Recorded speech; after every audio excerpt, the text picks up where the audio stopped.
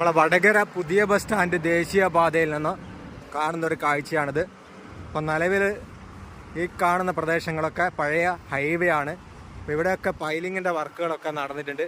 അപ്പോൾ പൈലിങ്ങിൻ്റെ വർക്കുകളൊക്കെ വളരെ സ്ലോ ആണ് എന്നുള്ളത് നമ്മൾ പല അവസരത്തിലും ചിന്തിച്ചിട്ടുണ്ട്. പക്ഷേ അതിൻ്റെ കുറേയൊക്കെ സ്ലോ ആനുള്ള പ്രധാന കാരണം നമ്മൾ ഇവിടെ 500 അടി താഴ്ചയിലൊക്കെ ചില പൈലിങ്ങുകളൊക്കെ അടിച്ചിട്ടുണ്ടെന്നാണ് നമുക്ക് മനസ്സിലാക്കാൻ സാധിക്കുന്നത്. ഇതേപോലെയുള്ളത് ഒരു 5 എണ്ണമൊക്കെ നമ്മൾ ഈ കാണുന്ന പൈലിംഗ് അടിക്കുന്ന ഈ ഒരു മെഷീൻ ഉണ്ടല്ലോ, ഇതേപോലത്തെ ലെങ്ത്തിലുള്ള ഒരു 5 എണ്ണമൊക്കെ അടിച്ച സ്ഥലങ്ങളുണ്ട്.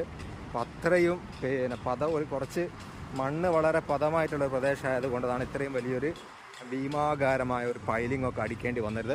അപ്പോൾ അത്തരം കാഴ്ചകളാണ് നമുക്ക് വടകര ദേശീയപാതയിൽ നിന്ന് കാണാൻ സാധിക്കുന്നത്. അപ്പോൾ ഈ സൈഡിലൂടെയൊക്കെ വാഹനങ്ങൾ ഇപ്പോൾ സർവീസ് റോഡിലൂടെയാണ് സഞ്ചരിച്ചു കൊണ്ടിരിക്കുന്നത്. നല്ല രീതിയിൽ ട്രാഫിക് ബ്ലോക്കുകളും ഇപ്പോൾ വർക്ക് നടക്കുന്നതിൻ്റെ ഭാഗമായിട്ട് ജനങ്ങൾ അനുഭവിക്കുന്നുണ്ട്. എത്രയും പെട്ടെന്ന് ദേശീയപാതയുടെ വർക്കുകൾ കഴിഞ്ഞ് കഴിഞ്ഞാൽ ആ ട്രാഫിക് ബ്ലോക്കുകൾ